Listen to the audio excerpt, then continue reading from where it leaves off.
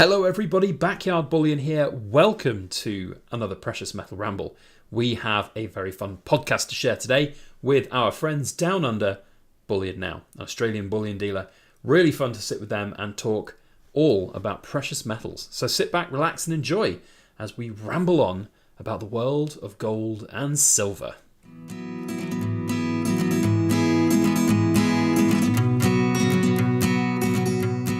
Michael, hello in Australia.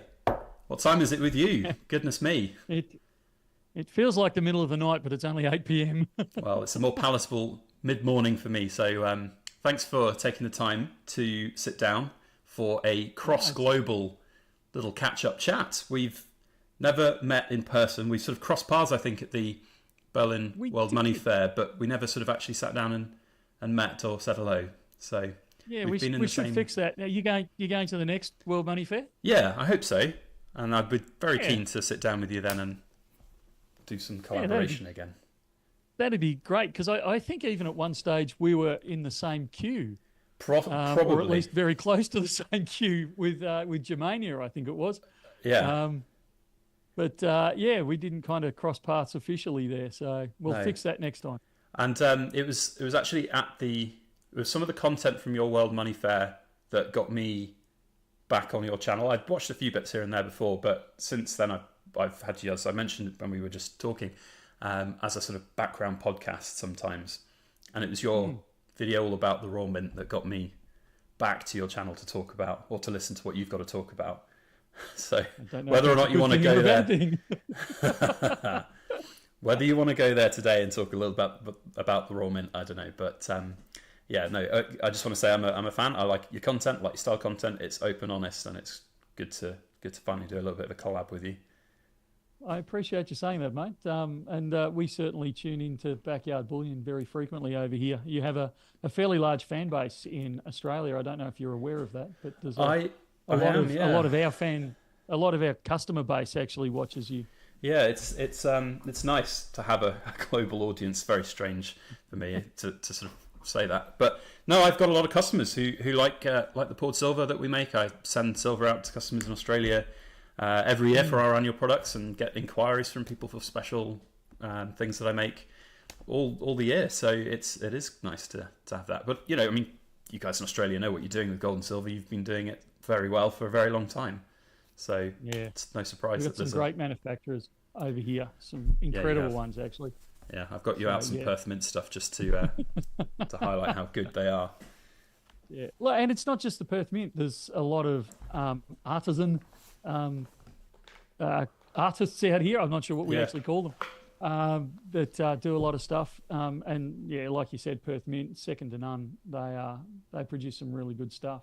Indeed. How did you get involved with creating your own bullion? No, actually, go back further. How did you get involved with bullion in the first place? Well, so I had a bunch of coins that I just inherited from my grandfather. I say inherited, he hadn't even died, he just gave them to me. World travel coins, you know, non-precious metal stuff. And I always had a little coin box, like a little wooden box with just a big pile of coins, which were really fun. So I always liked coins, and then when I sort of got into my sort of young adult age, I started collecting the odd little bit and finding the odd little bit of old school sort of world silver. It wasn't really stacking, just the odd deal on eBay and that kind of thing. And then one of my friends had a child, and I was made a godfather, and I thought, oh well, I'm not particularly religious, so I'll be more of a godfather that perhaps does something that is a hobby, you know, gets their godchild into a hobby. And coins I like, and a hobby. So I researched buying stuff from somewhere like the raw mint, but I thought, that's just a little bit like not that special. And I went down the rabbit hole of YouTube and found people pouring their own silver. So I kind of did that. And from that as well, I'd got into investing in precious metal coins as well, just as a kind of background, bog standard, you know, put them in a drawer, forget about them, and didn't make any videos on them for the first year. It was only when I started pouring silver that I made some videos, and then the rest kind of evolved from there. So that's my background. Do you consider yourself a stacker, like a bullion stacker, or a coin collector, can't even say it now, it's getting late. Numismatist. I'm a bit of both. I definitely have stacks of bullion that are basically there for investment purposes as got gold Britannias, things like that, just to have and to grow that wealth or protect that wealth at very least over time. And I also have a bunch of collectible numismatics. So I am a big fan of, well, I used to be a big fan of stuff from the Royal Mint. That's maybe a bit of a sore topic for the time being. But, a big fan of numismatic stuff. And I think it's a privileged place to be that I can have both. And I'm very lucky to be able to have both and have the kind of channel that I have where I have the facility to show both and to enjoy both and to share both. Yeah. So very much sort of two sides of the coin for me, to coin a phrase. What about you guys? Like for viewers of my channel who perhaps haven't heard of Bullion now, tell us a little bit about what you guys do and everything that they might need to know. Well, we're an Australian company. Bullion now actually grew out of another company that we own called Little Coin Shop, which is actually more down the numismatic line.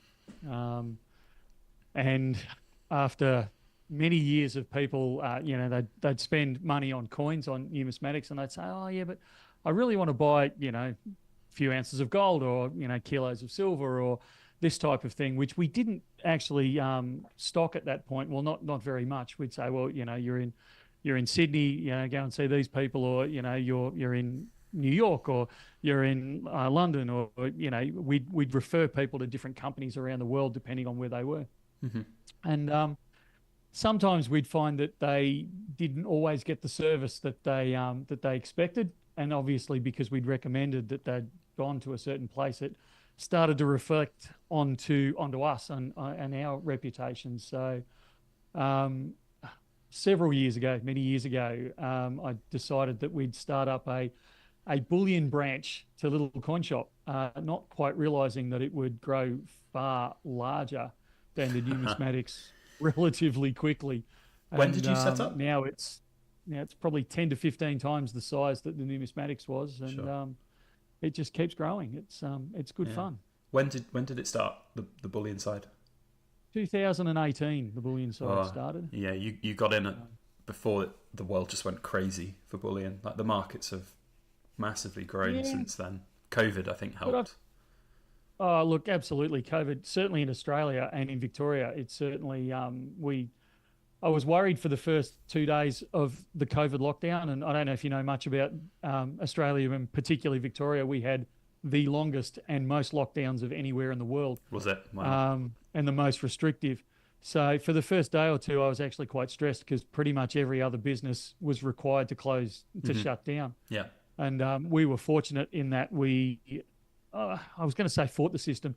We just stubbornly argued with the authorities to stay open. Mm-hmm. And we stayed open all bar 1 day of the lockdowns over the years that we were locked down. And we only shut down that day because we happened to have a COVID case come through the store and we had to get everyone tested. And of course, I didn't have anyone to open the doors with. So I was pretty frustrated with that day. It was almost the last day of lockdown and we got caught out. But it's from about the second day onwards through COVID, it boomed. But I've been involved in gold and silver, particularly, but all 5 precious metals for many decades. Mm-hmm. And I've seen these, like the growth that we saw while it went longer than normal. You see these mini booms and mini busts in precious metals. Yeah. If you go back over the years. So we were lucky when we started BN in 2018, but we've certainly been through the cycles before, so it wasn't just a case of dumb luck on the day. Fair enough. At least I hope it wasn't. I like your analogy there of the sort of boom and busts of it over time, because I will fully attest to that. That's my experience of being a gold and silver stacker over these last 8-9 years now. What do you reckon we're in right now, though? Are we in a boom or a bust? That's a great question. I would say that we're actually we're slowing down. I don't know if I'd call it a bust yet, but it's certainly slowing down. And a lot of the blame, I think, for that can fall back onto, and I'm sounding terrible here, but falling back on the tax law changes they had in Germany. That seemed to be the ripple effect that kicked off around the world this sudden pullback in buying. So even though we're seeing the price going up, and I think that's just gold catching up to where it should be, and silver to a degree, with all the unrest around the world. The turnover around the world has dropped, and I still think that the starting point for that, the initial kickoff, like I said before, was that tax change in Germany with silver, and everyone just recoiled from that point onwards. I don't know what's it like in the UK. Have you seen a similar thing, or? I mean, well, we talked briefly about this before we turn the record button on. The UK's quite sticky and a mess at the moment, isn't it? There's a lot going on from an economic point of view, political point of view, which we don't really talk too much about on our channel. But it just seems that the need case for having some gold and silver in your portfolio is stronger than it's ever been. And from my perspective, so for your viewers that perhaps don't know too much about what we do, we also do our poured silver business, but we also act as an intermediary seller for stackers, connecting stackers and sellers with prospective buyers. And that market is just ridiculous. I'll get gold and silver in, and I'll list it for sale at competitive prices, that will be cheaper for buyers under dealers. And it goes within hours, minutes sometimes. Sometimes I start uploading things to my website. I haven't even sent my newsletter out, and somebody's kept an eye on my website and they've placed an order before I finished uploading all of the products. It's crazy.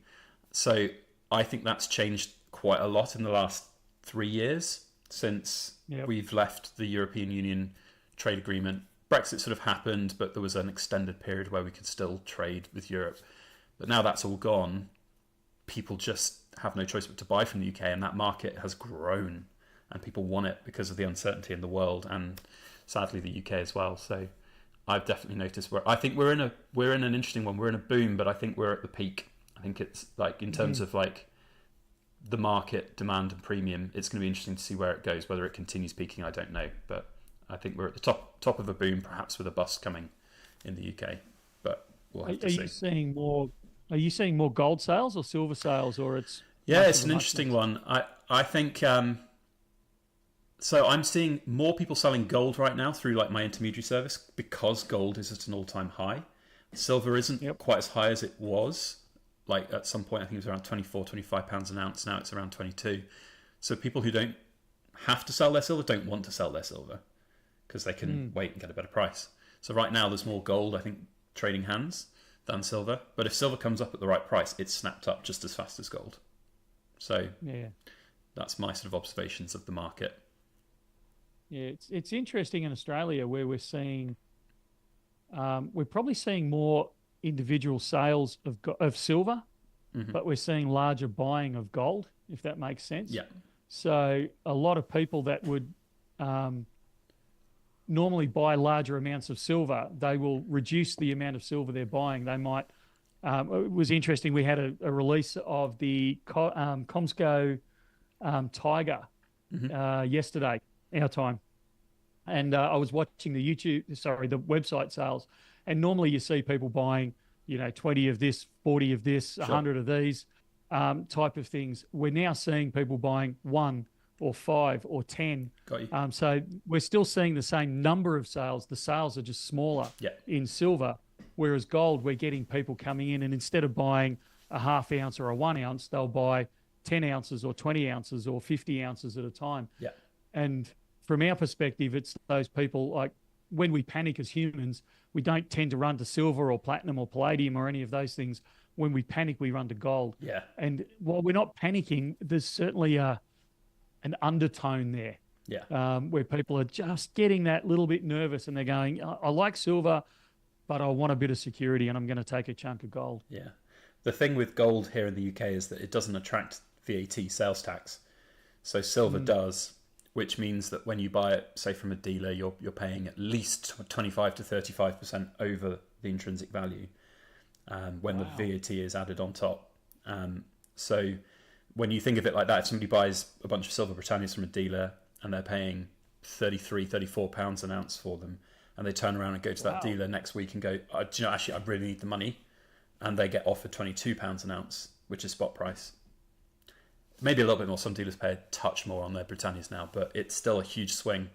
Whereas gold, you buy gold at the moment from a dealer for 1.5% over spot, and then if tomorrow you need to sell that gold, they'll pay you maybe 1% under spot. So it's a 2.5% swing, which is not a lot at all.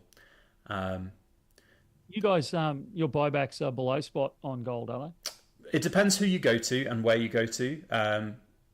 But yes, generally speaking, most dealers will give you around 99 on, say, a Britannia. If it's something that's a bit weird and odd, like a Krugerrand, they might go back to 97. Which is where my buyers, I call it the Backyard Bullion Buyers Club, that's where that was born, because I feel there's always an intrinsic value of gold for people, and it shouldn't be that the dealers give you 97% and then they sell it for 103% and make a 6% margin. So instead we offer that linking, cutting the dealers out. No offense to any dealers present in the room, of course, Michael, but we just try our best here and there, not like en masse, but where we can to help stackers connect, and it gives them an extra maybe £40 on an ounce of gold in their pocket, and this demand is there because people use it, so it's a good one. But look, we've always felt that, because in Australia a similar thing happens. Most dealers offer that 96, 97. Sometimes you can get them to 98%, and we've always offered spot because to me that's its intrinsic value. Like, exactly. Why would I expect you to sell it for less than spot? That's it's purified. It's you don't have to refine it anymore, or it's already been cast into a bar or a coin. The hard work's been done. Why is it worth less than spot? I completely agree with you, and it's one of these things that I have always felt very strongly about. And unfortunately, there are dealers all around the world, not just in the UK, that will put themselves high up on Google rankings, and they'll be the first that someone sees. So when they Google "sell my gold," they are, well, look, okay, they're the biggest. They've got these banners going, #1 UK bullion dealer and everything, but they only pay 96%, and they do it because they can, and people just do it and they go to them. But then if you find someone like yourselves who's just doing the right thing and paying better and being more competitive, then surely that's the logical thing. But we can't begrudge people from making a living in a sort of free and fair market. But I think there is, like you say, there's a moral responsibility. If someone comes through your door and you've got an ounce of gold, you don't say, I'm going to give you 50% of spot price for it, as some pawn shops would do. So no, we had a case of that not that long ago where they came in and they'd sold 60-70% of their gold at not much more than 50%, and I was heartbroken for them. Like, that was just it's borderline criminal sometimes, I think. But it is. I mean, those people will never ever look at precious metals as a viable investment again. No. So we've lost them out of the community, and I can guarantee you they're telling everyone, don't buy gold, don't buy silver. It's not worth it because you get ripped at the other end. Yeah. Hopefully we convinced them otherwise, but like I said, it really broke my heart, that one. Yeah. I don't know if you have a similar range of companies that do similar things, but on the opposite end of the scale. So there are a lot of third-party creators, not creators is the wrong word, private mints that will make. Sovereigns are not trademarked, by the way, if you didn't know. So you can just anyone can make a coin and call it a sovereign. So they make these third-party sovereigns, and they charge £1,200 for a sovereign, which is 3 or 4 times over the intrinsic value. And they target old people and pensioners and people who don't know better. And then these people think they've got all these wonderful coins. They go to a dealer and they get offered spot and they cry. Or, I've had people approach me and go, can you help? Can I sell it with you for X price? And I just have to heartbreak them by saying, no, I'm afraid that's just... You've been legally scammed, as I say, because unfortunately that is the thing. So, it is. I think integrity, honesty and trustworthiness is so important in this game. Like, you lose it, you'll never get it back, which is really, really important to me, and it sounds it to you guys as well. So it's quite refreshing to hear. No, I totally agree. There's been too many years of the industry not playing ball properly. Yeah. And it's good to see. like it's not just us. There are several dealers around Australia and around the world now that are playing ball, and they're playing ball properly. You know, they're looking after their customers, which, you know, that was one of the reasons we started, was to try and educate and bring some of that back into the industry. And it's great to see that there in Australia anyway. And fantastic. The limited dealings I've had with the UK, it seems to be the same over there. So I also want to just get the message out that I'm not anti-dealer. I think dealers have a really important place in this. And I'll tell you exactly for why. If you watch a video that I will be actually sitting down to film the first part of after we finish here, I'll publish it at some point in the next week. Some of the coins you see on this table are actually going to a dealer tomorrow. I'm liquidating them, and I'm swapping them out for sovereigns.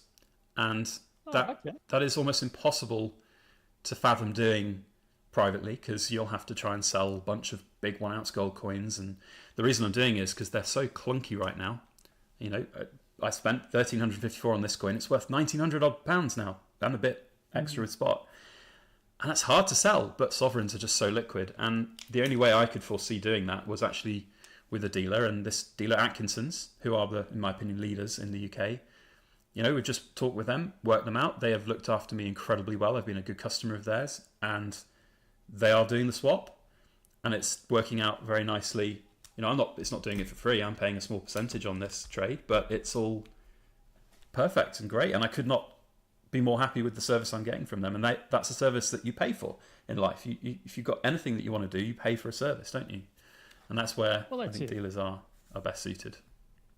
Yeah. Look, I mean, I think everyone recognises that, you know, you're a business, and you know, you've got to make a small amount of money to employ people and pay your taxes and cover costs and all that sort of stuff, and walk away with a small profit at the end of the day. And I don't think anyone really begrudges that of a dealer or anyone else in business. It's when it goes to an extreme that people aren't very appreciative of it, or they don't get the service that they deem necessary. Definitely. And so that's sort of changing tact a little bit on the direction. As you're a dealer and you deal with plenty of different mints, I've seen you doing some of your incredible unboxings. I'm very envious, because I used to do massive unboxings from third-party bullion dealers back in the day, but I don't do as many anymore. You do a lot from, say, our favourite mutual company, the Royal Mint. How's it going with them? Because as I said at the beginning of the video, I got back onto your channel and listening to what you guys have to say on the world of precious metals from your Berlin World Money Fair video, talking about the problems that you'd faced when trying to talk with the Royal Mint. How's your relationship with them going at the moment? Because mine's a bit in the doldrums. It'd be great to see what you've got to say. I'm going to tread very carefully here. Sure. Look, it's not a gotcha question. I'm more interested just how you're doing. Look, I have no problem with the Royal Mint in and of itself. Sure. I have a problem with the quality of the product they're producing. Yeah. It has, for whatever reason, and I'm not, like, I don't know the intricate details of their processes or anything along those sort of lines, but we are absolutely struggling. And you can see on our videos that, you know, we call it the way it is. When we open a tube and it's not up to speed, we kind of say it's not up to speed. And we've mentioned on several occasions that we have reduced the amount of Royal Mint product that we bring in. We still bring in some, because we still have a lot of faithful people in Australia that want to buy Royal Mint products, and you're highlighting one of their latest releases there now. So we almost feel we have an obligation to bring in a certain amount, because people have started on a series, the Tudor Beast series that you're holding now. And it's not kind of fair to cut that off at the knees and say, oh, we're not bringing them in anymore. You know, we're done. But we are certainly limiting it. And I have to say, you did touch on that Berlin video. I was pretty disappointed with the response that we got from the Royal Mint. They weren't particularly forthcoming with look, you know, we know it's an issue or anything along those sort of lines. So, you know, I wouldn't say we have a wonderful love of where we're at the moment, but their designs are still fantastic. Their Yeah. gold products, we don't have an issue with at all. In fact, a lot of their cased bullion, we don't, or cased coins, we don't have an issue with. Although, the last ones, I'm just checking with Ruben here. Were the last ones in a capsule or not? The 10 ounce were, but the 1 ounce weren't, yeah. Sorry, 2 ounce, weren't they? We don't seem to have a lot of trouble with the encapsulated stuff. Yeah. But the stuff that we call the naked stuff, the stuff that's just coming in tubes, we're still struggling with. Yeah. I have been to the production line of the Royal Mint. So it was about 2 years ago now. They had some Mint era Britannias where they had wonky dies, and the die on the Queen side was 90 degrees out of whack. And we found one, and we went in there and tried to do a positive spin on it, because these things are really interesting. How does it happen? Like, that kind of thing. It's not there to bash the quality of the Royal Mint. So we went in to have a look, and they gave me a full behind-the-scenes tour of their production line, and I was quite shocked, because if I can best describe this, it's basically a large automated machine press. So it throws in the blanks at I think it's 2 a second. So every half second a coin is struck, and then it rolls it down a little chute, and it comes and it bounces onto a conveyor belt. And half the time they come out on the edge and they're rolling on this. It's quite fun to watch, but they're rolling. But the problem is that they bounce on top of some of them, others. Now, I will caveat this by saying this was 2 years ago, so I don't know whether they're still using that same thing. But I said right there and then, I was like, but there's coins bouncing on other coins. Aren't they going to damage each other? Because it's 909 fine silver. And they were like, well, that's just how we do it. And then those coins would finally settle, and they'd roll down, and they'd go down another conveyor belt and be picked up by a robotic arm and put into the tubes and sealed and gone. And there is no quality check on the bullion coins, on those Britannias. So I was quite shocked about it. Now, they didn't make me sign any NDAs or ask me not to talk about it. It's just, that's how it was for them. On the other side, like the proof coins, there is a lot more quality control, and there are, manual checks on things. That's better. But that did shock me. So I can kind of maybe see where that, like you're saying, like the capsulated coins is better, but maybe that's the root cause. I don't know. But maybe it's out of date, because that's 2 years old when I went there, but that was my experience. But Did you see a video? Did you see a video on the Perth Mint? There was one recently, wasn't there, where they were showing the manufacturing of the coins? Yeah, I found that fascinating. Well, it was, by the sounds of it, it's a complete opposite of your experience. They every coin, take out the kangaroo, because that's slightly different production. I'm quite happy to talk about that as well. But every other coin was meticulously produced and cared for and inspected, and I was amazed at their quality control that they had over there through the whole process. Whether it was a proof coin or a bullion coin, it didn't matter. To the manufacturing of the dies, the blanks, the whole lot was just quality control the whole way along, and it was brilliant to see. Absolutely brilliant. No, I would wholeheartedly recommend anyone to go watch that. I don't think this camera's doing this one quite as much justice. It's the gold gilded version of the anniversary. I love it. I love that coin. The Perth Mint is just sublime with quality. It always has been, right from the beginning.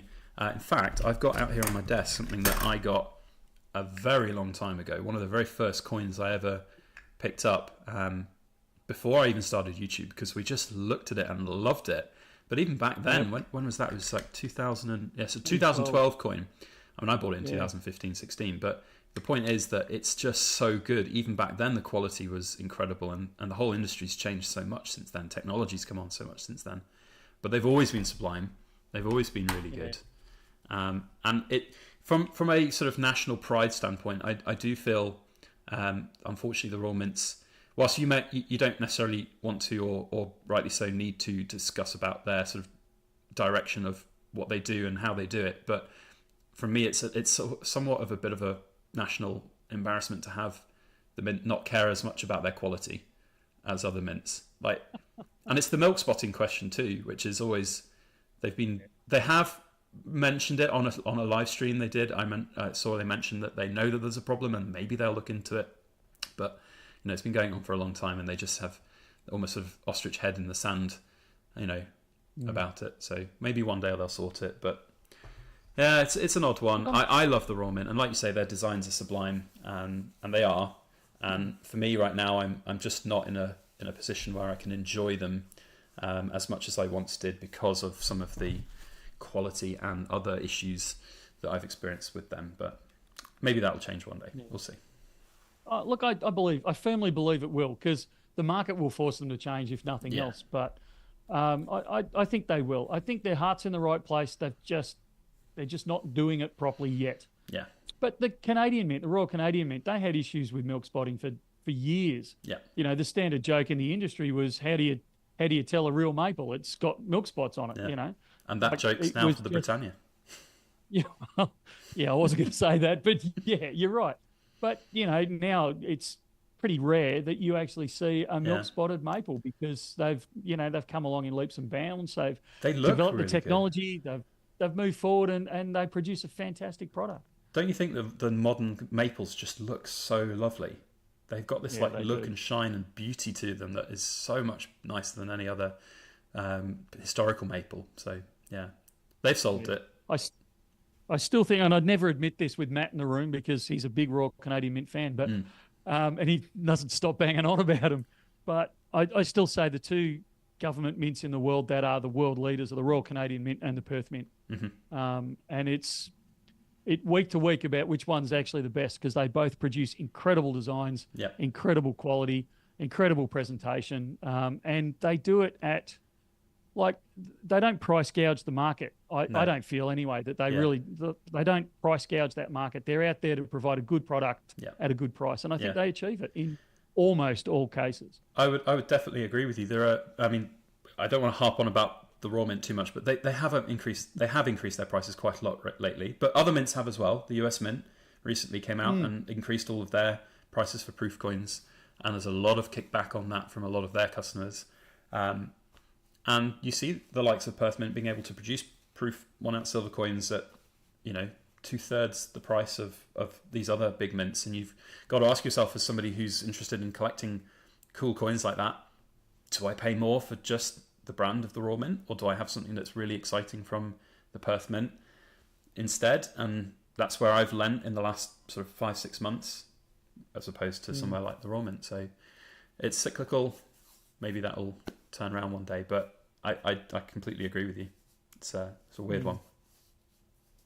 Dragging you back to a previous comment you made me incredibly jealous over the sovereigns, because they are an issue for us in Australia. Oh, really? They're one of my favourite coins. I love the sovereign. I love the picture behind the sovereign, because they've been used in so many different things. We had a customer in a long while ago now, where he brought in his grandfather's sovereign that had been sewn into his bomber jacket during World War II. Yeah. Amazing. We obviously have a fairly rich history with the sovereign because of the gold rush and all of that type of stuff, and produced here. So beautiful things like that. In Australia, they incur GST, our version of VAT. Okay. I think this is actually a Perth whereas Mint one as well. It's got a P there. Yeah, it is too. I didn't realise that. There we go. But you don't pay any taxes on those at all, do you? No, they are sales tax free because they're gold, and that's how we get it here in the UK. And they're capital gains tax exempt as well, which means that we don't have to pay taxes if we make a profit on them either. I don't know whether that's explain that. That's a foreign concept to us. You don't have that at all. No, pretty much. I can't, off the top of my head, I can't think of anything that's capital gains tax free.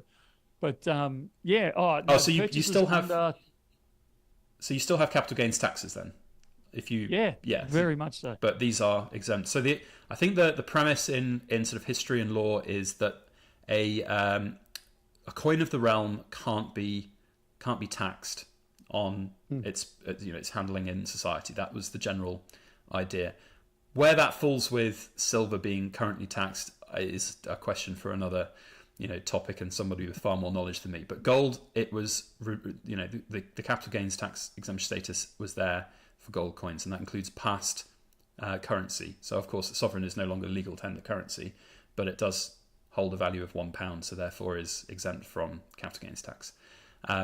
So you said it's not legal tender in the UK? Well, I actually don't know enough about it to definitively say, but I think theoretically you can pay off a court debt with it as a face value coin of £1.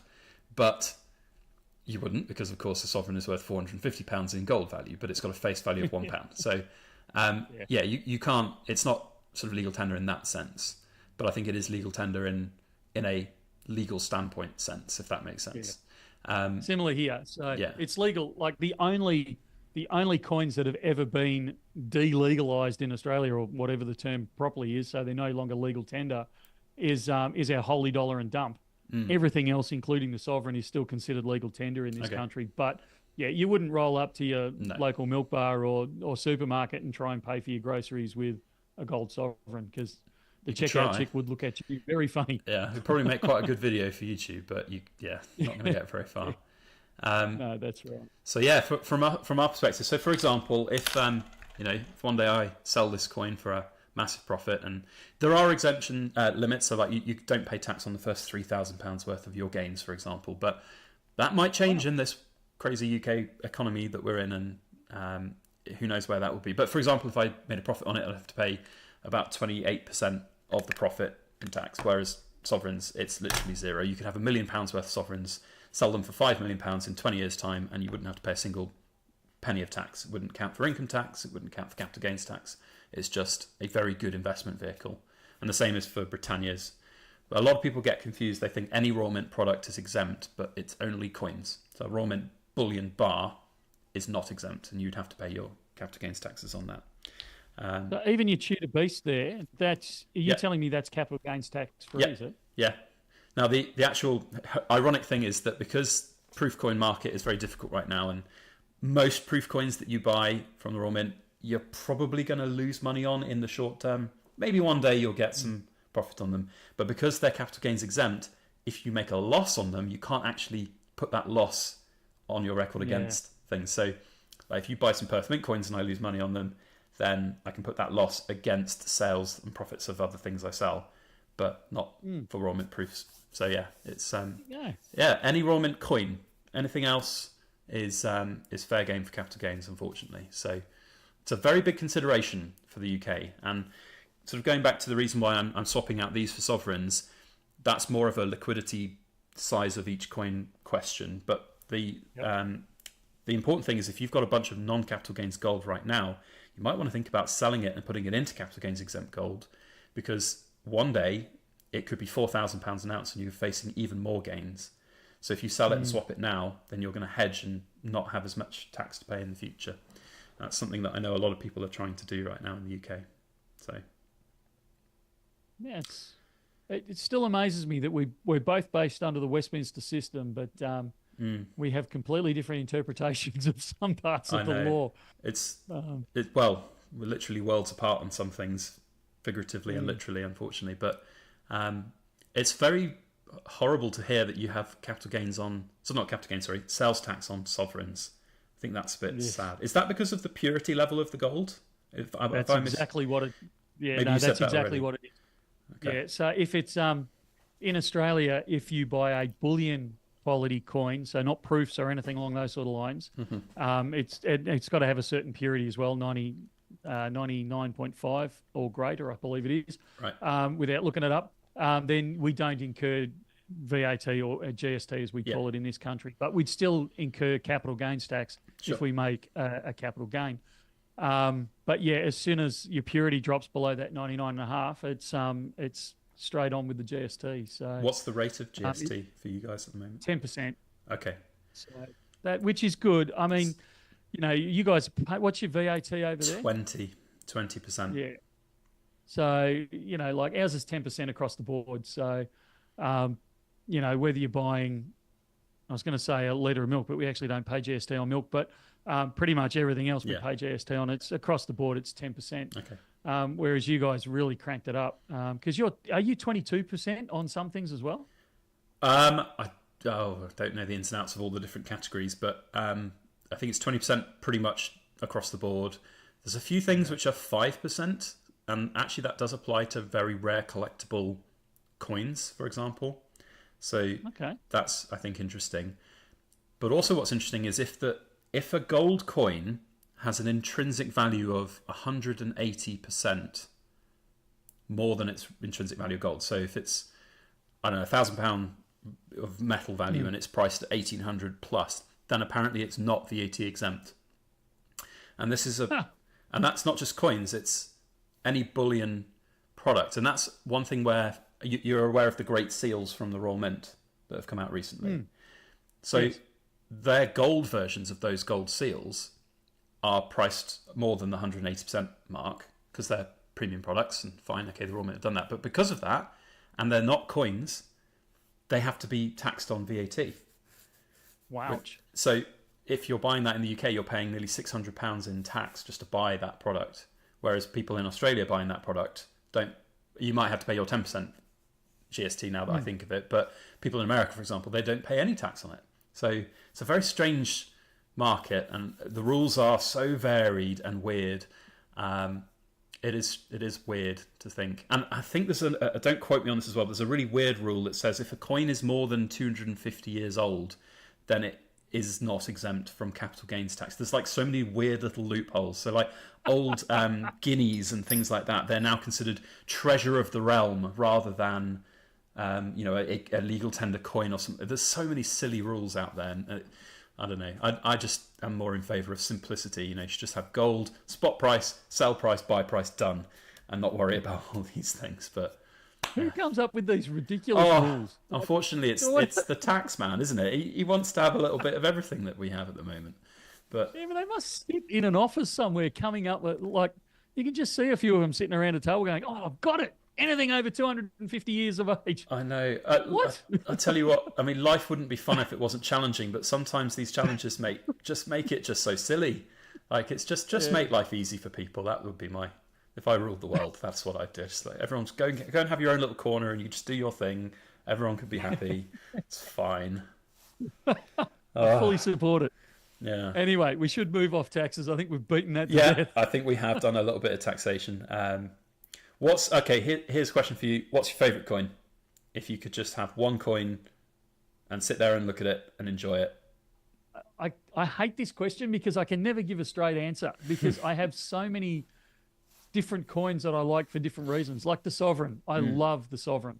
But it's more the story behind the Sovereign or the stories behind the Sovereign. I love our 1966 50-cent piece because it's an oddity. The same with our 1937 and 1938 crown that was only produced for 2 years and in very limited numbers in 1938. So I guess I like the oddities. It doesn't matter if a coin's ugly. If it's got a story behind it, I love it. Or if I can create a story behind it, I love it. So I can never actually say, this is my go-to coin. Yeah. Or bar for that matter. I love the mouldy old bars, the terrible ones. And I really love, the Perth, I don't know if you've seen the Perth Mint Gold Dragon minted bar this year. Oh, yeah, they are lovely. I think they did a stunning job with that. Yeah. I never bought a gold one for myself to keep. I had a few that landed through third parties that I drop shipped for people.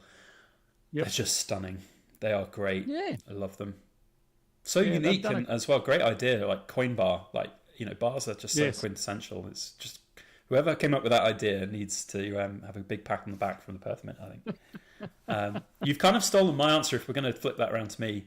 I'm like you. I have different tastes of different things at different times, and different coins like just sing to me and for different reasons.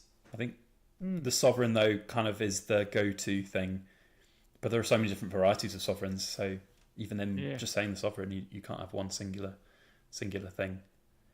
No, that's exactly right. And I think that's one of the reasons why I've always loved this. I mean, obviously I work as a bullion dealer now, but even before that, even as a kid and into my teens, I always loved it because of the variety, and you could always find something that grabbed you. Yeah. And it wouldn't be the same thing each time. You'd open your collection and go, actually, I really like this one. And then the next time you open your collection, you go, oh, actually, I think it's this one. Yeah. And it just jumps out. In fact, I think I've got it right here. Next to me, yes, I do. I think it's the same for like how I got started in coins. Like you just have, this is my old box that I got from my grandfather, and like just world coins, just like little pieces of metal that have a story. This is a penny from 1874. You think, what has that seen? What journey has that taken across its lifespan? to get to us here today.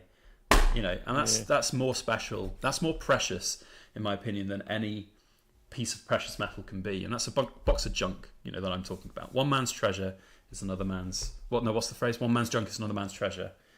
And that's what I love about coins. They just have this connection to the past and history. So it's very. And it's also the people behind it. We had some bars sold back. This is going back a number of years now, but we had gold bars sold back in, and it was this beautiful little old lady. She would have been well into her 90s that sold them back to us. And the whole story behind how she, you know, how she got hold of these is, you know, a young married couple, they'd bought shares in, I don't know if you guys had a similar thing over there, but we had a big boom in mining shares back in the late 60s.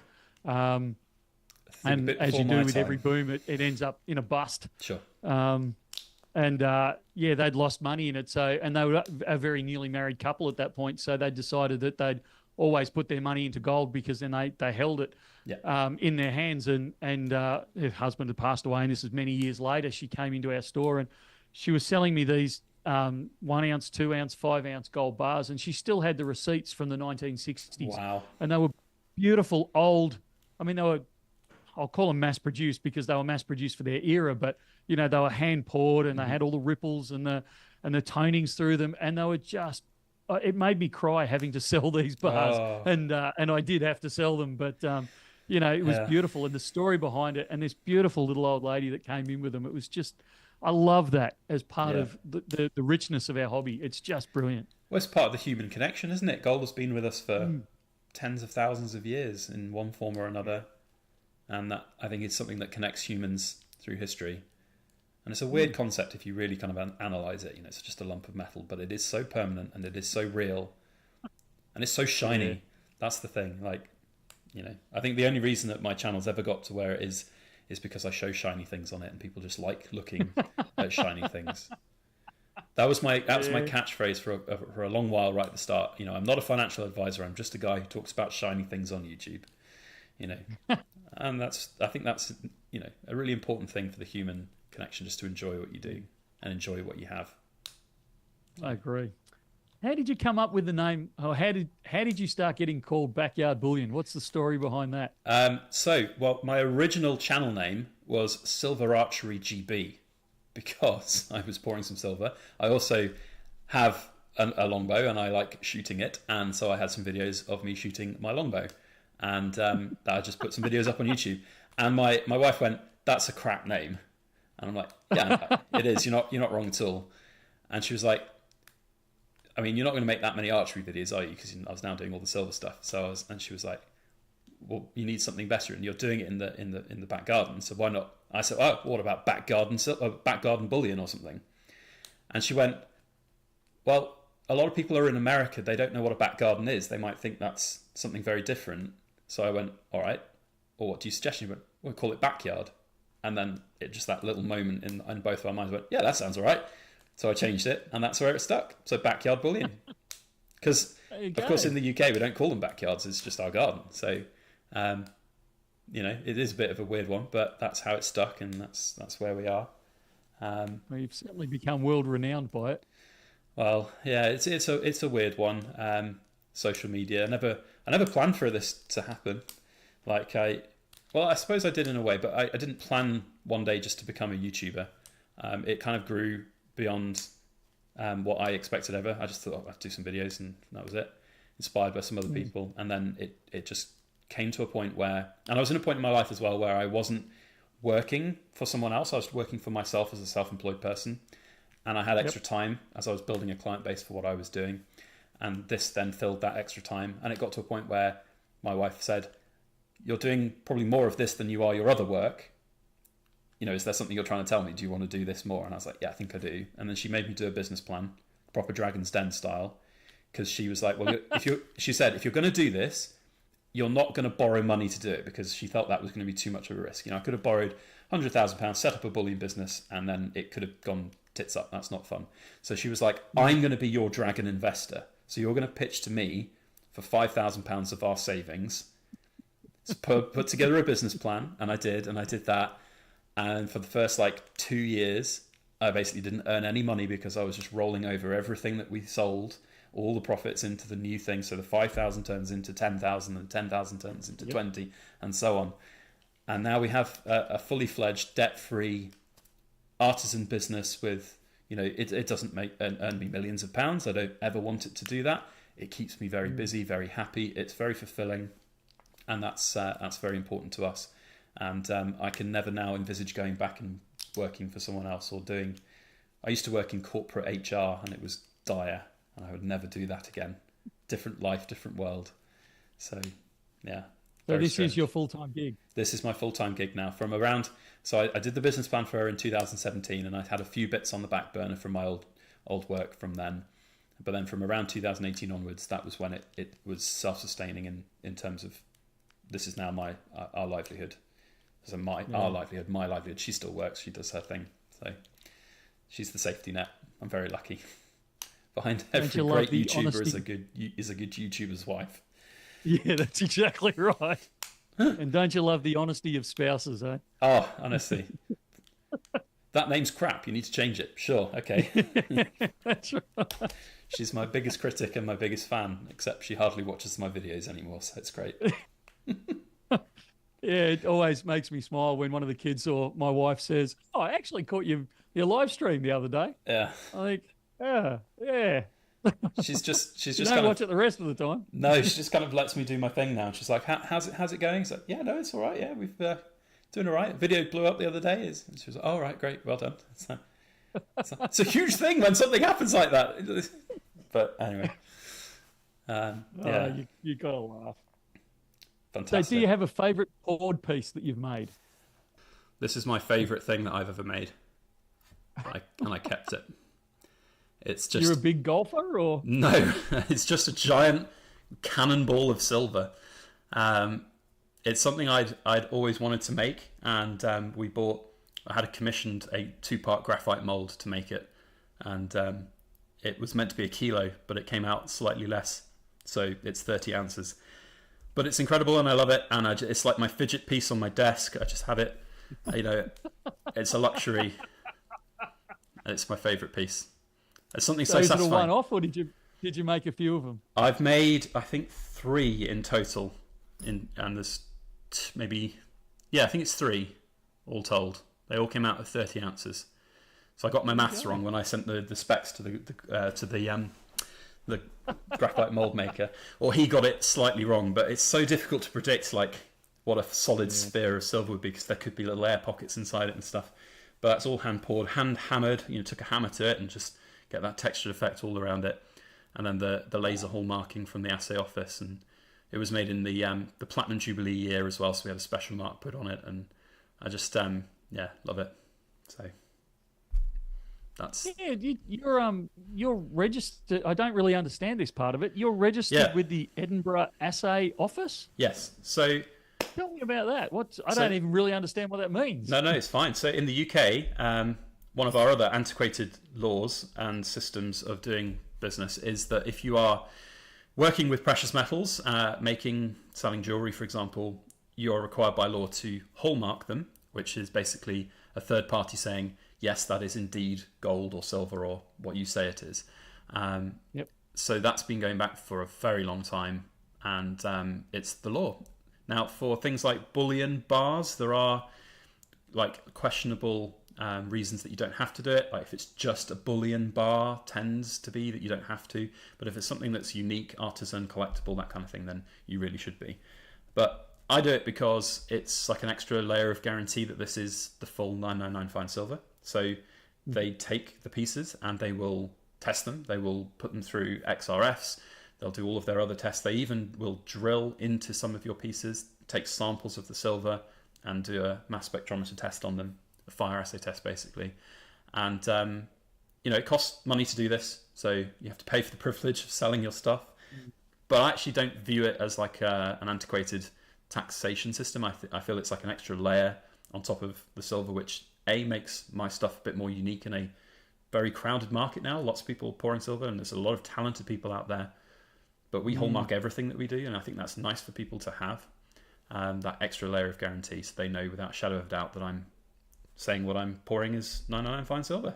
So that's what we've been doing all the way back from the beginning. I did that right at the start. I think that's really important for me. And how often do they test your product? Like, do you have to send them so many samples a year? Or no, every single piece. So seriously, literally every single piece. I've got over here my last little batch of 1 ounce bars that we've just sold. These are bits that I've got to package up and send out to customers. But every single little 1 ounce bar has to have the marks on. Every single piece that we do. And so you send it in. They don't drill test every single one, but what they'll do is put every single one through their their XRF machines and other precious metal testing equipment that they've got. And then they take a small sample out of every batch and they'll drill it. They do repair the drill holes, which is very good. Like you can't even see where they drill tested this at some point, but I have literally no idea where.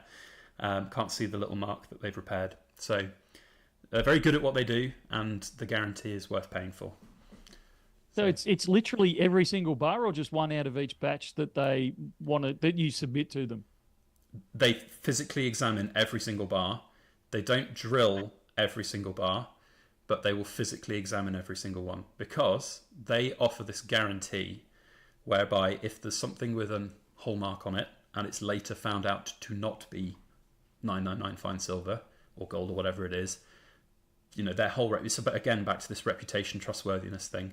You question their whole reason for existence if they let one slip through. So that's why they're very hot on it, and it adds that protection for the consumer. So originally it was all about jewelry. So if you buy a random ring from somebody and it just says 925 silver on it, that's not a guarantee. That's just somebody making up some numbers and putting on a ring. But if you buy it with a hallmark, without a shadow of a doubt that it's real. So that's amazing. Yeah, it's some people feel it's. Sorry.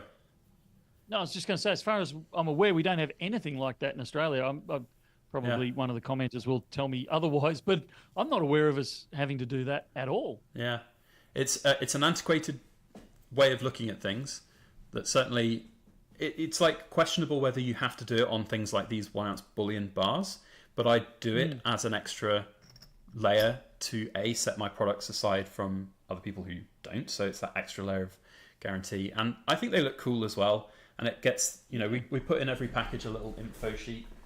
All about them. I've got them all over here.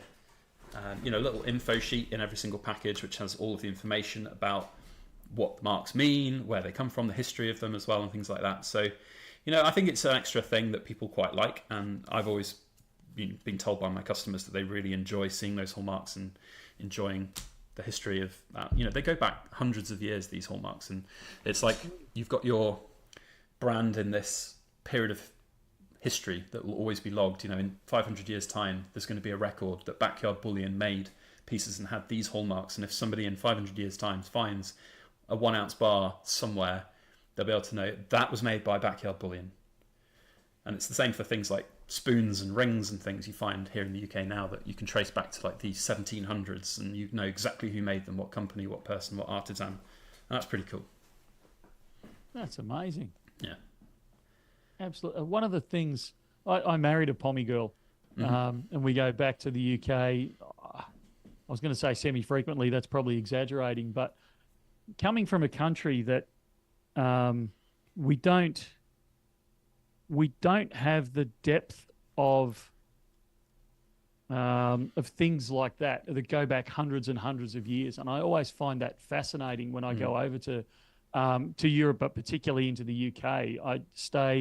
We stay at my wife's family's one of the cousins' place over there near Sheffield, and just wandering around the village and seeing some of these grave sites that are hundreds of years old, and these churches that are literally hundreds, like they were around like 200 years before or 300 years before Captain Cook ventured over to Australia. It's just, it's mind-blowing, and I find it fascinating. Yeah. I'm a huge this is an extension of that.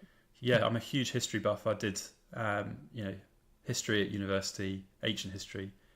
Absolutely love this stuff, and the rich, deep history that brings the UK into what it is today is made up of so many different things, modern and old, and it is amazing. Do you have any ancient coins?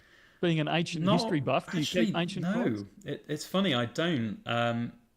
I just never really got into it as much. I suppose the oldest coins I've got are around the 1800s, or I think a 1790 guinea or something I've got somewhere. But no, ancient coins have just always been a bit of a. I think I'm a bit afraid of them in terms of like fakes and being scammed. Yeah. Not knowing the true value of a particular thing. But they've never really interested me as much, I think, as some of the modern ones. So it is interesting you say that, actually, now I come to think of it, because I'm a huge Roman history buff, and it would be kind of cool to have some old school Roman gold and silver. I always remember like the beautiful archaeological finds that you see and read about, where they've literally found a clay pot with 100 gold Roman coins in that can date specific. It's amazing how they can accurately do this, but they can date it specifically to the withdrawal of the Romans from Britain. And these people just went, yeah, okay, the world's going a bit crazy. I'm going to bury my gold in my backyard because I don't know what's going to happen. And then 2,000 years later, it's dug up by some archaeology student at university, and it's that I think is incredible. But yeah. The original backyard bullion, you reckon? Well, could well be. Well, I mean, that's basically what they were doing. They were pouring their own coins and hand stamping, striking them. That's ultimately, it's that technology to pour gold and silver has evolved since then. But we've been doing it for 10,000 years. And I like telling the story to people about, say, platinum, for example, because in Peruvian culture, Peruvian archaeology, you find often waste pits full of platinum slag, because they would take the ore out the ground, they'd get the gold out of it because they wanted the gold, but they just didn't have the technology to get it hot enough to use the platinum. And there are literally just big holes full of platinum slag just cast aside because they thought it was a bit of a nuisance problem, which I think is hilarious. So yeah. Which metal do you prefer working with, gold or silver? I only work with silver, actually. I don't pour gold. And the main reason for that is going back to the assaying, the hallmarking side of things, because they test everything. And of course, if you're having to guarantee a 999 purity, a small contamination, cross-contamination will cause things to fail, which is not great. And I did do a gold bar once. I've got videos up on my channel of doing it. And because I am not as experienced as I am now, I just used the same furnace. And there was some cross-contamination in the gold bar that I made. So whilst it was still like 99.8% gold, it failed the assay. And the person who'd commissioned it was absolutely fine with it. He understood the whole premise of it, and he was still happy to go ahead and buy it, albeit at a slightly different price than we'd originally agreed, and that's fine by me. It's just an experiment. But then I didn't want to go and do more gold and risk, because if you're pouring a gold bar that's the same size as this, gold being more dense, it's going to be a 1.8 ounce gold bar in the same size. That's like £4,000 worth of gold, and it's like that's a lot of money to try and then have something fail an assay. So I've just steered clear of it. There are people who do it that are better than me at it, and I'm fine with what I'm good at, and that is pouring silver. So that's fair enough. But only 999 silver as well. A lot of people think they can just melt down old bits of jewellery and stuff, but it comes out all black and tarnished and grotty and dirty and horrible, and there's so much extra work, whereas poured 999 silver just comes out looking like this, more or less. You might have a little bit of graphite on it if you've used graphite crucible, but generally it comes out pretty clean and lovely, and then you just do your stamping, polish it up, and off you go. So how many pieces would you make in a week, a month, a year? We do annual product runs at the moment, rather than me making stuff just to sell, because we're busy all year round with commissions and things. I just don't have time now just to make things. So our annual product runs, we do around about 350 1 ounce bars, about 200 100-gram bars, and then about 100 round pieces in 3 ounce size, and about 50 in 1 ounce size. And then we do just ad hoc things, like if a customer wants a sphere or a big heart, or we do custom projects. Like this was a Giant's Causeway piece that we made with 7 individual bits and things like that. So we'll just do ad hoc bits here and there, or even one of our most popular things right now is doing things like a silver chess set. So I'm currently working on a silver chess set. I like that, which is going to be amazing. And so all told, I know because I do the bookkeeping, I usually average around 65 kilos of silver a year sold of product. So it's quite a lot. And I do it in production runs of my furnace. So at the moment, I'm not pouring this month, but come September, I'm going to be basically pouring at least 5 hours a day, and that usually ends up being, our sort of way we do it, which is crowd it all into 1 month so I can have a break the next month and just not work in front of a hot furnace all the time. So what you pour month on, month off, or? Pretty much, yeah. I try and do the production run, so I like the 1 ounce bar. So what I'll be starting in September is creating the 2025 editions of these. The only difference is I won't be able to get them hallmarked until 2025 comes around, because they changed the letter on it for the year, so you can tell which year it was made in.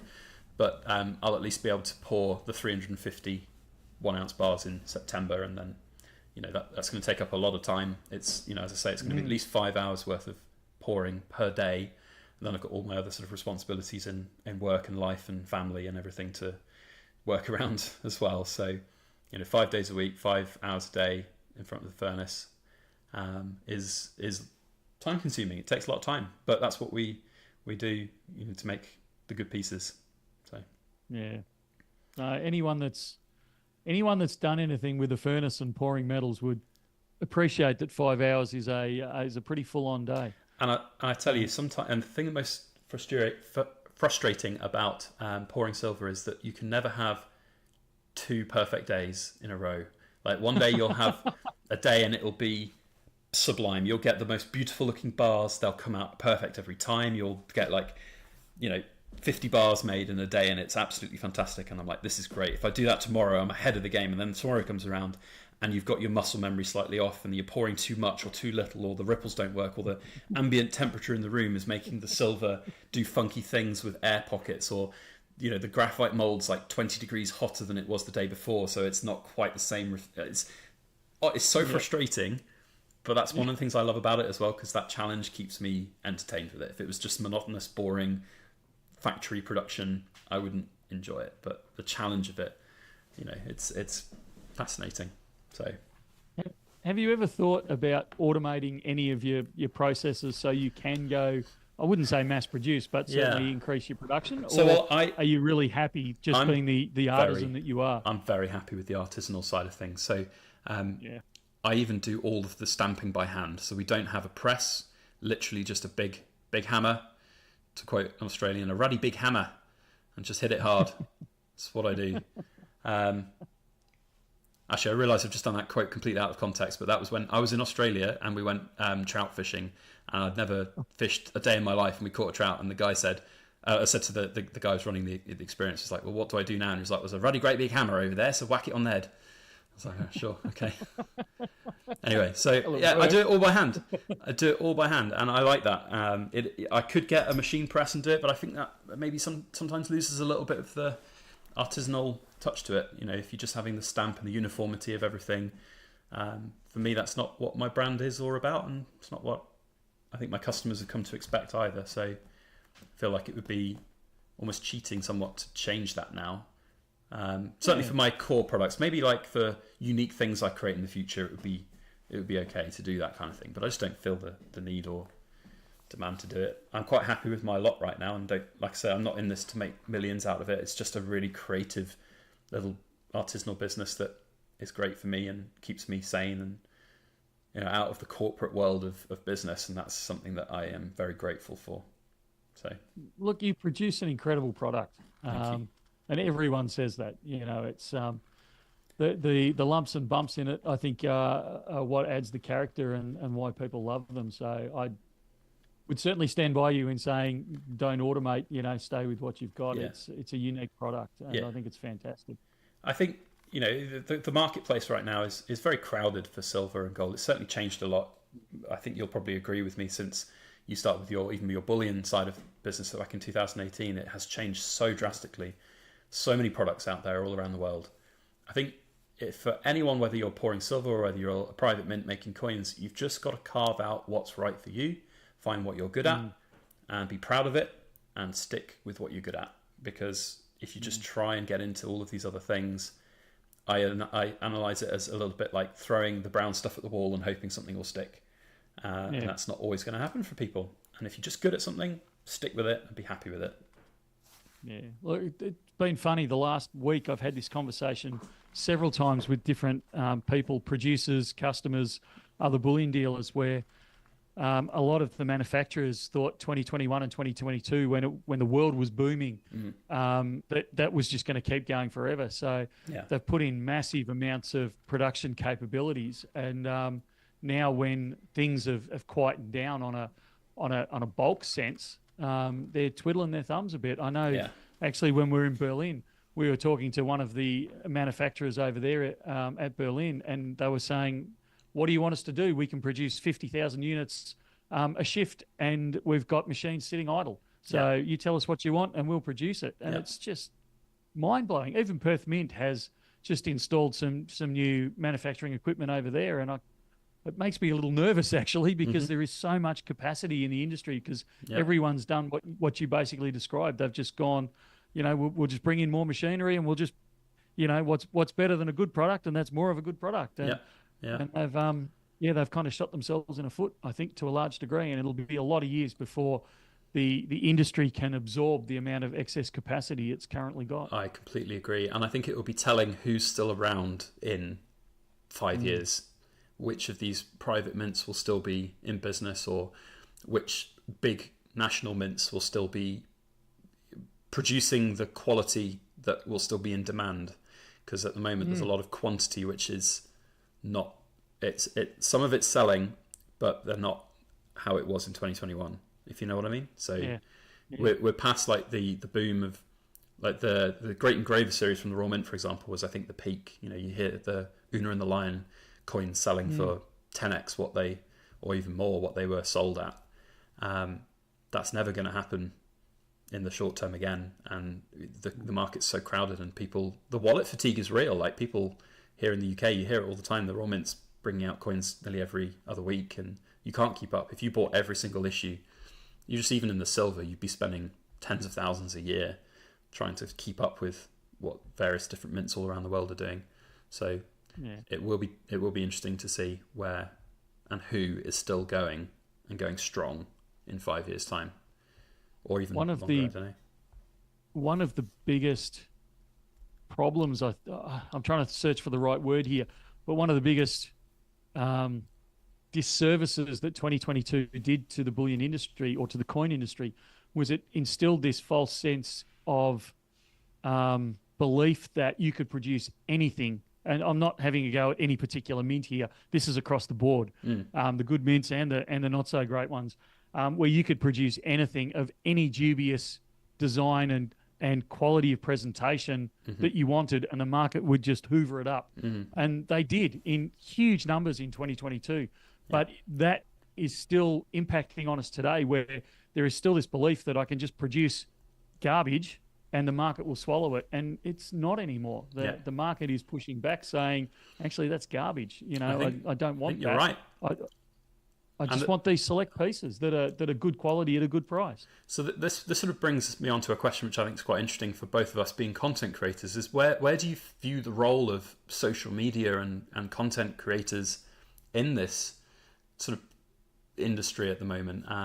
Because from my perspective, there's a lot of companies who want to advertise, who want to send me product to showcase and look at. And I turn down people all the time who just say, we want to send you something, but you have to say this and you have to say that.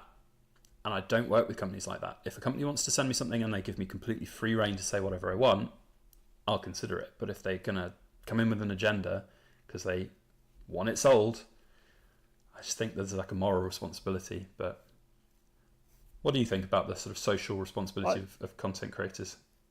I totally agree with what you're saying, to a point where it's a little unfair for us, because our social content is advertising for the business, like for Bullion now. So there is a degree of almost hypocrisy by me saying, I don't believe we should do that to sell things, when that's exactly what we do. I think there's I don't mean to interrupt too much, but there's a difference there between promoting your business and brand to, like, the fear mongering, saying you have to buy, if you don't buy silver now, you're going to regret it, and those kind of context of things. that really grinds my gears. It does.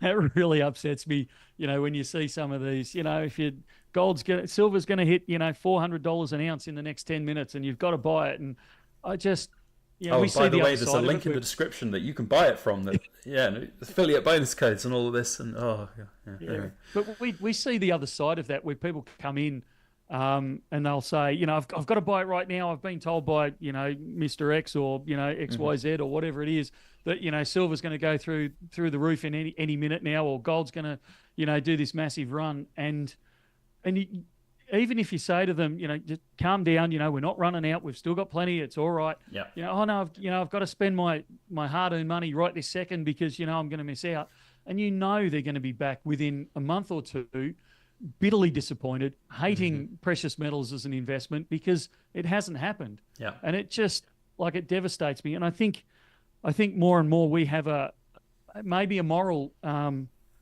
responsibility to actually get out there and educate. And it's why I like channels like yours, and I hope ours, where we're actually getting out there and we're saying, no, hang on a second, this is a long-term investment. It's up at the moment. It may not always be up. It might come down a bit. Yeah. You may lose money in the shorter term.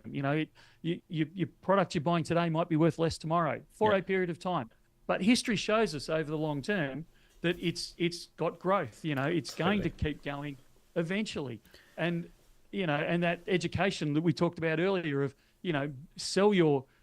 buy your precious metals from people that are reputable, but also sell your precious metals to people that are reputable, that are going to make sure that you get a good price, an honest price, a fair price for your product. Yeah. And that's where I think our social responsibility is with our social media. Yeah. Yes, we advertise, absolutely, and we're very open about the fact that I'm a bullion dealer, and what I say comes with a certain taint to it. You've got to understand that I'm trying to sell bullion because that's what we do. But I still firmly believe that you can do that and stay ethical at the same time. Completely agree, and that's the message that I've had on my channel since the very beginning. I always say to anybody who's wanting to buy it, I harped on about it for so long, is exit strategy. Think about your exit strategy before you even buy it. What are you going to do with it? Absolutely. Where are you going to sell it? How are you going to sell it? Because if you don't have that in your mind and something happens, car breaks down, boiler breaks, whatever it is, what are you going to do? And that's when you get the people who are really bitterly disappointed, like you say.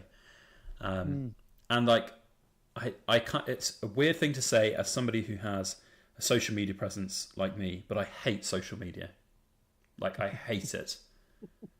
I'm not on Facebook. I haven't been on Facebook for the last over a decade now.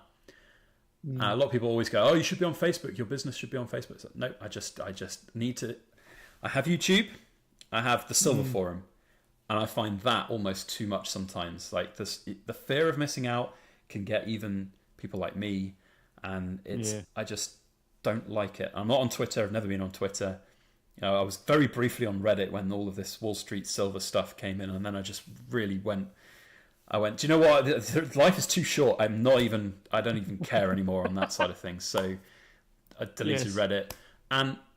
But it's such a huge part of our world and how we form our opinions and form our decisions on things that we do and interact with. You've only got to look at the chaos in the UK that we've just seen of the rioting that's born from social media as well. And there are other issues that have caused it too, but social media has helped fuel it and fire it, and the same can be said for the fear-mongering of silver and silver tubing, and like you say, those channels that just have the doom and gloom, silver to the moon, you have to buy it now. If you don't buy it now, you're going to be stupid and regret it. And even the visceral hate that I have had in the past by saying silver's actually not that great, guys. Gold's better. Historically, it's always been better, and it always will be better, and it's just better. And I get visceral hate, and I get nasty comments, and it's like, do you know what? Sure, you do you. But exactly I try and be honest, and I just try and share it as the message that I can in the way that I can, and that's just, it's how I think that the world should be. But the world would be a different place if I was king and commander. I'm often surprised, and we shouldn't be, but I'm often surprised at the number of times we get people approach us coming through the store or emails or phone calls that'll say, my partner, my father, my grandfather, whatever it is, has passed away, has left me this precious metals. And in his will, he said, if you want to sell this, go to, well, in our case, go to Bullion now. Yeah. And I think that shows that people start to respect if you do lead with that honesty, if you do keep that moral compass about you when dealing with the customers and the education and that around it, I think it pays off in the long run. It may not in the short term, but it certainly does in the long term. It's funny you mentioned that, because I've had that exact question asked to me a few times on email from people saying, can I not put you in my will, but you know what I mean? Can I reference you in my will for people who've got the precious metals?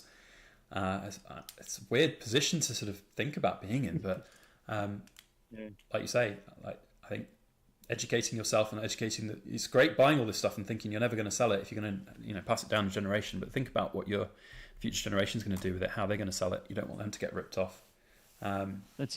Someone is going to sell it, whether it's you or who you leave it to or who they leave it to.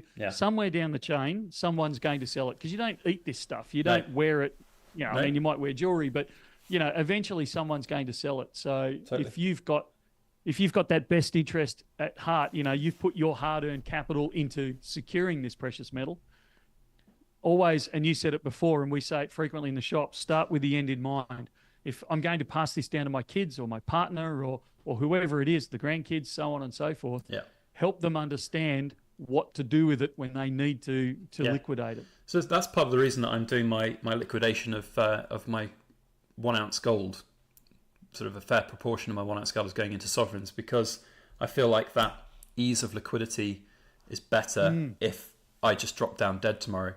And I've got now, because I'm, without giving my exact age away, I'm settling firmly into my middle age, and as you start to get older, it's mortality starts getting on your mind. You think, well, okay, I'm not here forever, and one day that's going to be a thing, and if that day comes sooner than expected, what's going to be left behind, and how is it going to be managed? And I've got a death Word document. I've got a little document that I've got on a USB with the wills, and it's like, if I'm not here anymore, this is what we've got. This is where it is. This is how you get it.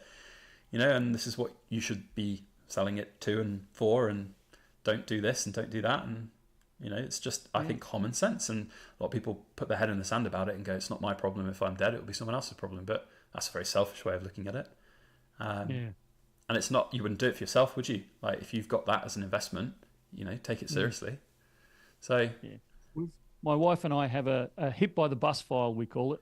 Yeah. And it's literally just that. These are the things that either my wife needs to know or I need to know, and what the kids need to know. And we're actually just in the process of updating that, because my kids are now at the next stage of life. They're flying the nest, flying the coop, and moving on, sort of thing. So it's kind of, we're changing from how do we look after the kids to how do we boost them in later life with housing and that type of thing as it moves forward. So it's slightly morbid but interesting times. It is. I mean, look, it's a morbid thing, but I think it's an honest reflection of where you need to be in life. Because let's be honest, the average age of a stacker is not going to be young. It's more of you've got the expendable income later in life. Perhaps you've settled into a career and you have your house. I always say you shouldn't borrow money to buy gold and silver, and that's a big thing for me as my message, with the exception perhaps of your house. If you've got your mortgage, okay, that's a long-term investment in many ways. You're paying off your mortgage. I'd say pay off your mortgage before you buy a boatload of gold and silver, but you can still invest in gold and silver and have a mortgage. But generally, you need to prepare for these things, and life does trundle along faster than people think. Blink and you're suddenly middle-aged, and then suddenly you're in your later stages, and it's the way of the world. Moving from the slightly morbid, yes. Are you finding in the UK that the stackers are getting younger every year? Oh, that's a good one. I'm not just talking about you feeling like you're getting older. I mean, statistically, do you think that the stackers are getting younger? Statistically is a difficult one to comment on, because I don't often know the age of all of my customers. We don't necessarily collect all of that data on every single purchase, for example, and I certainly haven't on the data that I have collected through my website platform. I haven't analysed that data, so I couldn't possibly comment.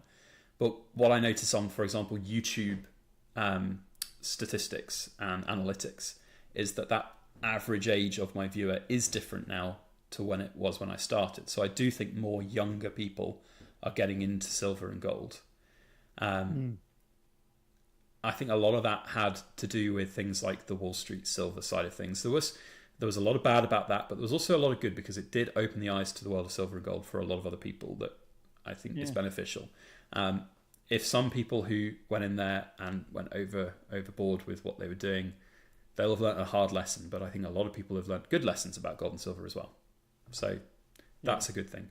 So I think generally, yes, there are some younger sort of generalization across the board, but it's a difficult one. Do you ask that question because you've noticed a change in your side? We absolutely have noticed a change in Australia. I remember going back 10, 15, 20 years where, and admittedly I was younger back then, but I was definitely the youngest in the room by a large margin.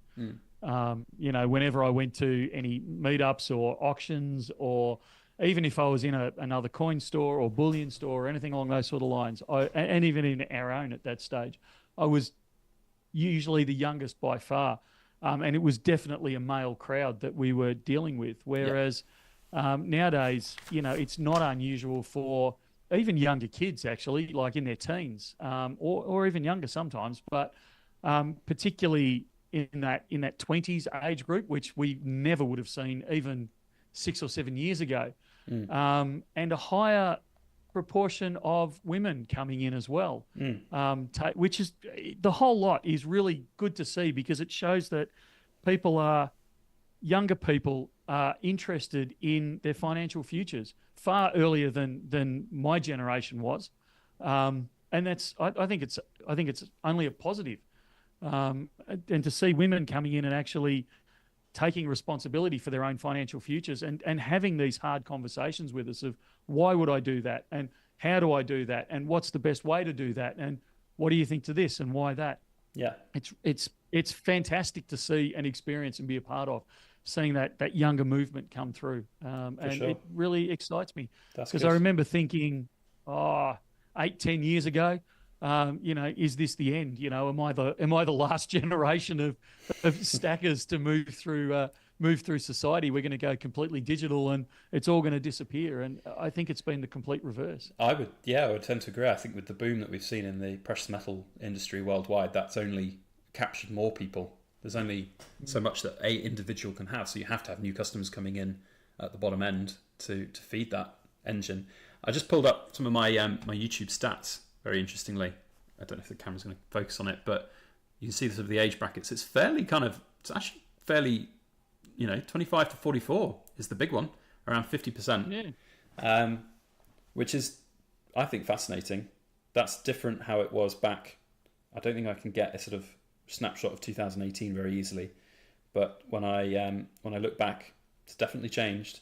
So yeah, but even below 25 was still it wasn't a huge percent, but it was still a fairly high. Yeah, 10%. Yeah, so if we add up the 18 to 44, then that's a good 58%.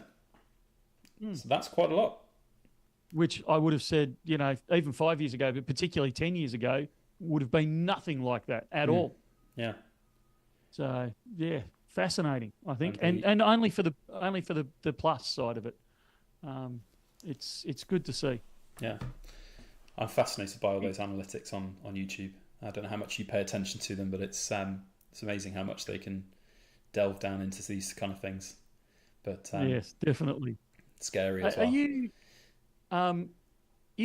Is stacking, is gold and silver investing? Is it part of the UK psyche? No, I don't think so. I think it's certainly growing. I think we've got a really good UK stacking community that's grown a lot in the last 2 years. It's grown a lot. There's a lot of new UK content creators that have come to the fore, small and big. Just really devoted to making content, which is great. In terms of like a wider culture of stacking, I don't think so. I think if you go out and canvas, you'll find 95% of people have no idea what the price of gold and silver is. And certainly when I've had close friends that know what I do, I don't tell every single person I ever meet what I do, but when they come around and I bring out some shiny things to play with, and I like, for example, bring out the cannonball and I give it to them and they go, my God, it's so heavy. And it's like, they look at it and go, how much is that worth? And I tell them, well, 30 ounces of silver just on its own is worth 600 odd quid. They just are flabbergasted by it. And then for them that a gold coin can be worth nearly £1,900 is maddening. So I don't think it's ingrained in our psyche. There's a definite cultural difference between the UK and, say, the US.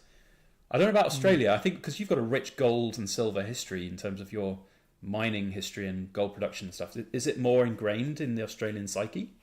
Would you say? No, this is it. We all know about the gold rush, and particularly in Victoria and in WA as well, in Western Australia. It's taught in all the schools, and it's we live it because the Golden Triangle is only an hour, 2 hours up the road from where I'm sitting right now. Yeah. The area where I live is very rich in gold deposits, so we're very big into mining gold, but we're not big into having it as part of our investment culture at all. Okay. And that was, I wouldn't say a shock, but it was a real eye opener when we opened the store and we started interacting with a lot of other cultures from around the world. You look at the Indian culture; it's very, very, very embedded into their culture. Yeah. A lot of the Eastern European culture, it's very embedded in from generation to generation. It is embedded into their culture that you do buy gold and you store gold, and it's the way to store your wealth and protect it. And you move into a lot of the Asian cultures, and it's exactly the same. Yeah. Whereas your average Australian, sure, it was mined out of Ballarat during the gold rush, but that's about the extent of it in our knowledge base. So it's fascinating. It's changing, similar to what you've said in the UK. Although in some ways, I'd suggest the UK is a little bit ahead of Australia in that. Sure. But it's good to see it moving in a positive direction, I suppose. At the end of the day. Of course, we haven't even mentioned the US culture of stacking, which is, why my channel is called Backyard in the first place, because like the US market is not to be ignored. They are very good at stacking silver and gold, and they have been for a very long time. And that market is huge compared with us, and the ingrained nature of it. It's just the simple thing, like there are just so many different coin shops and coin stores, and they call them LCS, local coin shops and local coin stores and everything.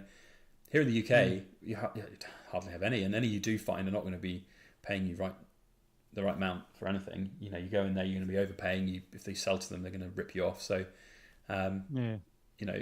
it's the rare bullion dealer in the UK that will have a presence in London, for example, like Hatton Garden Metals or Baird and Co in London and so on. That they're the real only options. So. Yeah. The culture there is always different. I remember when I got started, people were always asking me, "Oh, where's your local coin store? Where'd you get all of these wonderful things?" So I buy it online. I have to because that's the culture here in the UK. Can't just go into a shop and buy them, unfortunately. So but you go over to like Germany and go into Berlin there, and there's bullion dealers all over the shop. Yeah. So the Germans are big on it. They do like their stacking. Well, they did have a period of hyperinflation there that kind of encouraged it. Yeah, remember the photos of the wheelbarrows of cash. That's not where you want to be. But no. So yeah, talking of Berlin again, very much looking forward to going. It's going to be my third year going next January. It's a great experience, isn't it? Like it's the place to go in the world for singular. It's huge. I couldn't get over how big it is in there. Like the London Coin Fair is like not even a tenth. It's less than a 20th of the size. It's ridiculous. Yeah. So it's always funny going because I usually take one or two guys from work here come across with me, and it's always funny watching them the first time going in because you go into the first hall and they go, "Oh wow, this is pretty good." Yeah. And then you take them through the door into the corridor that's leading to the next hall, and they go, and then you wow. Then you come to the top of the stairs where you go down and you see all these other stuff. You go, wow, and then you go into the big conference center, and then that's like, oh, okay. It is mad. It's huge. Yeah, it's like the biggest coin show in Australia. It wouldn't even be the first foyer area that you walk into. Like it's tiny. And do you know what's really do you know what's really funny is every time I've been so far, the singular mint with the longest queue is always the Perth mint. Yeah. And this time, Yeah. last time round, I didn't do it the first time round because by the time I got in, the queue was like snaking round 2 hours or more, and I'm not standing in the queue for that long. Last time I got there, bang on door opening, got in the queue, and even then I had to queue for like 30 minutes because it had already been building. Yeah. But got my Perth Mint, Kookaburras, and the new Dragon. Loved it. Yep. Speaking with stackers in the queue, one guy, he was like, "Do I know you from somewhere?" And I was like, "I don't know." And he was like, "Are you Backyard Bullion?" And I'm like, yes, I am. And he recognised the voice because, of course, I'm faceless on YouTube, but standing in the queue shooting the breeze with people. And he was like, "Wait a minute, I recognise that voice." And that was a weird moment, but yeah. But it's fun. It's one of the things. There's a lot of reasons I don't like being on social media and all those sorts of things. But one of the things, and Matt and I talk about this semi-frequently, it's just fun when you go out, and we can go out on the street in Melbourne or even in Berlin. It was happening over there, where people will stop you and go, "Oh, are you?" And just the genuineness you get from them, and it's always great. The stacking community is fantastic. Yeah. So it's always great meeting people that stop you, and I love the experience every single time. It's always been a lot of fun. No, it's a weird one, and like I said before we turned the record on, my anonymity is important. Like the security, safety element of what we do and how we do it has always been important. Whether that'll change one day and I'll do a face reveal, I don't know. Who knows? That's the thing that YouTubers do apparently. But I kind of like just walking around the Berlin Money Fair and nobody knowing who I am. I get to observe, and I quite like that. I quite like the observations of things and everything. But when I was at the stand with the Germania Mint team and I was doing a little video, I got my camera all set up and had it pointed down at the bars and everything, and it was a hands and bars kind of thing.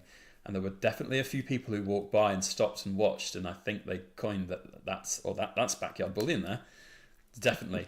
I mean, I can't say for sure, but that's kind of cool. It's nice to be an anonymous sort of figure. But when I've got 60 odd thousand subs, I've had 11.8 million views on YouTube, and one singular video with nearly 1 million views, and it's like those are staggering numbers.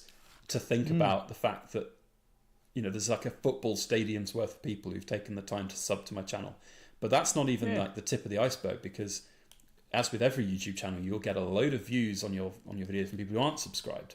So there could be 200,000 people who have independently perhaps seen some of my stuff, and that power, that voice is very scary and very cool and very interesting. So yeah. We had an interesting experience in Berlin there. We were talking with one of the major mints, and I wasn't in the BN shirt or anything like that, and the guy had no clue who we were at all. And I was just chatting. I was trying to establish whether we could open an account with them. Sure. And he was kind of brushing me off a little bit. And then this guy comes over and goes, "Oh, Michael, I watch you on YouTube, and can I have a photo with you?" and all this sort of stuff. And, like I said, I love it. I have a great time with him. So we chatted back and forth a bit. And when I turned around, this guy was like, eyes were the size of saucers, and he's going, Are you someone famous or something?" I'm going, no, we just, we've just got a YouTube channel. Yeah. Oh, okay. And then about 3 seconds later, someone else jumped in, and then a third person, and then we got the royal treatment from that mint because they thought we were someone. I've always got a great story which I tell about the Pressburg Mint. Fantastic organisation. They're really, really good. And their products are lovely. I try and do a video every Friday, which I call In Focus Friday. I literally take something cool and I put it in front of the camera and I show it off. And I'd forgotten to film one on it. It got to Friday lunchtime. I released my videos at 5 p.m. And I was like, oh God, I haven't filmed something. What do I film it on? I had a rummage through a drawer and I found a Pressburg Mint bar. And I was like, I don't think I've shown that on the channel. I'll get that out. And I was like, how on earth am I going to spend like 5 to 8 minutes talking about this bar? And I haven't done any prep on it. I don't know anything about it. But it was in plastic. And I was like, oh, I know. I'll talk about taking it out of the plastic because everyone hates plastic and all of that. So I did. And I literally unscripted, 8 minutes, just blurting out at the camera about this bar in plastic and how good it looked out of plastic and how it should be made out of plastic, blah, blah, blah. 100,000 views in 2 days. Like, wow. Honest to God, it was ridiculous. Anyway, the Pressburg Mint then got in touch and were like, we've seen that video blew up. We want to say a huge thank you. we want to just, send something to you as a piece of gratitude for the amazing content that you just created. And they sent me like 1.5 kilos of coins and bars and all these other things, just completely for free and no strings attached. They were like, don't feel like you have to do any videos on them if you don't want to. We just really appreciate that you took the time to do a video on our bar and everything. And I'm like, well, that wasn't the intention. I can't say no. Thank you very much. This is wonderful. And since then, we've had this burgeoning relationship of, it's fantastic, and that's, I think, incredible. All born from a complete panic. Oh God, I need to film a video. I don't know what to film it on. I'll do it on that. And that's another thing that I hate about YouTube, is that you can put a lot of energy and effort into something and really plan something and research it to its nth degree and film it, edit it well, make it all cool and funky, and it bombs. And then you do something like I did there and you get 100,000 views. It's all very strange. One of Ruben's many sore points is a video we did where we set fire to some safes. Nice. To show what would happen to the metal inside it. And we'd talked about this. It was probably 2 or 3 years. We'd been back and forth on this one, and we were going to do it, and it was going to blow up the internet. It was going to be massive, and it flopped. Oh no!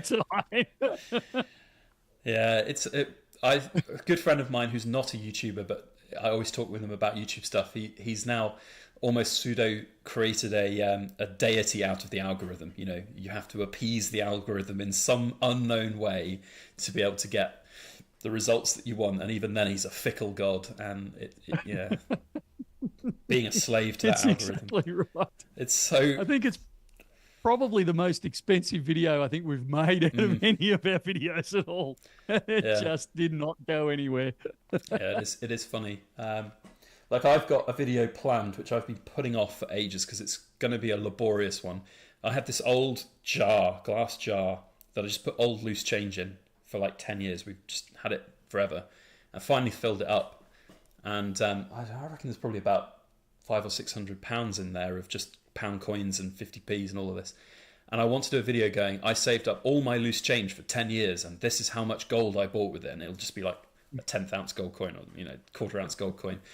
But the sheer laborious nature of me trying to do that, and then have to go to a coin machine in the bank and film some things and edit all together, and I'm like, I just know it's going to bomb.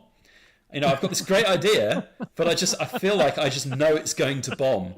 So I'm trying to find a way to do it in my mind that will be a little bit more practical and a little bit, I don't know, spontaneous, and maybe I'll do it at some point. But at the moment, I've got this little box of about £500 worth that I want to go and cash in at the bank, but I feel like I need to make a video on it because that's one of the things I've had an idea about.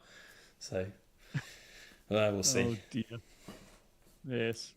Well, we've been going for almost 2 hours now. It's yeah. Believe it or not.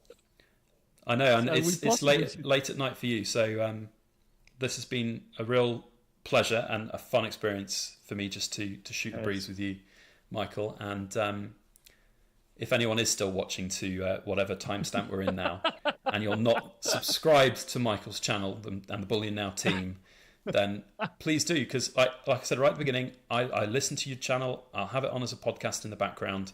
I think you do some really informative content and down-to-earth content as well, and it's well worth a look. So I appreciate that. And certainly, like I said right back at the start, you've got a lot of fans over here in Australia, and we're some of them. And there was a lot of excitement around the office when people started finding out that we're doing an interview with Backyard Bullion today. So I'm glad that absolutely subscribe and share and do all that sort of stuff with Backyard's channel as well. It is brilliant, and it's different. It's certainly different, which is good. We try to be. I think you have to carve out what's right for you, and we're not a fearmonger.